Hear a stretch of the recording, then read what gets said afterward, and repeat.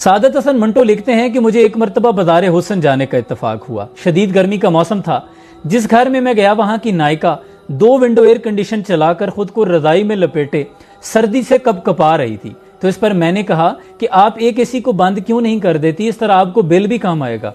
तो इस पर नायिका ने मुस्कुराकर जवाब दिया कि असा केड़ा बिल अपनी जेब विचों देना है। कहते हैं इस बात को काफी अरसा गुजर गया। मुझे किसी काम के सिलसिले में गुजरांवाला के असिस्टेंट कमिश्नर के ऑफिस जाने का इत्तफाक हुआ। शदीद गर्मी के मौसम में साहब बहादुर पेंट कोट और टाई लगाए अपने कमरे में बैठे थे और 2 विंडो एयर कंडीशन फुल आबोताब के साथ चल रहे थे और जनाब को सर्दी भी महसूस हो रही थी। तो इस पर मैंने कहा कि जनाब आप एक एसी को बंद क्यों नहीं कर देते, इस तरह आपको बिल भी कम आएगा। तो इस पर साहब बहादुर ने जवाब दिया कि असा केड़ा बिल अपनी जेब विचों देना है। कहते हैं कि फौरन मेरा ख्याल उसी बाज़ार हुसन की नायिका की तरफ चला गया, क्योंकि दोनों के मुकालमे और दोनों की सोच एक ही जैसी है। तब मुझे सारा मामला समझ में आ गया कि मेरे मुल्क के तमाम इदारे ऐसी ही नायिका सोच रखने वाले अफराद के हाथों में हैं।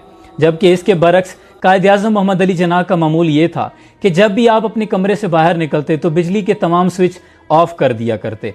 आप अपने घर में हो, हमारे साथ होते या किसी भी मेज़बान के साथ, तो आपकी यही आदत हुआ करती। एक रोज़ मैंने पूछ लिया कि कायद आप ऐसा क्यों करते हैं। तो कायद ने कहा कि ये मेरा मुल्क है, मुझे अपने मुल्क का एक भी यूनिट ज़ाया नहीं करना चाहिए। आखिरी मरतबा कायद से मेरी मुलाकात 31 अगस्त 1947 को गवर्नर जनरल हाउस पर हुई।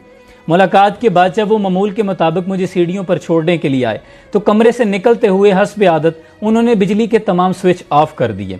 तो इस पर मैंने कहा कि कायद आप गवर्नर जनरल हैं और ये एक सरकारी क़यामगाह है, इसकी बत्तियां जलती रहनी चाहिए। कायद ने कहा कि मैं जानता हूं कि ये सरकारी क़यामगाह है, इसलिए मैं ज्यादा मोहतात हूं क्योंकि ये पैसे कौम के हैं, ये खजाने के पैसे हैं, ये मेरे और आपके पैसे नहीं, और मैं इस पैसे का अमीन हूं।